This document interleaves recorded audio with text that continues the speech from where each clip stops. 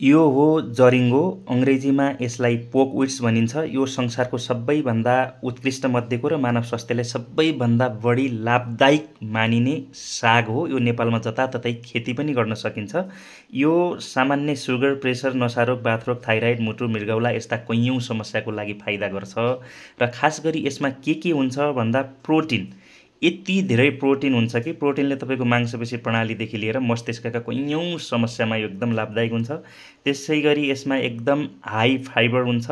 Fibre भन्ने बित्तिकै तपाईँको ग्यास्ट्रिक, कब्जियत, अल्सर, पाइल्स यस्ता खालका समस्या छन् भने त्यसमा कैयौँ लाभदायक हुन्छ। यसमा भिटामिन के हुन्छ जसले तपाईँको रगत सफा गर्नेदेखि लिएर तपाईँको हड्डीको लागि यति फाइदाजनक छ।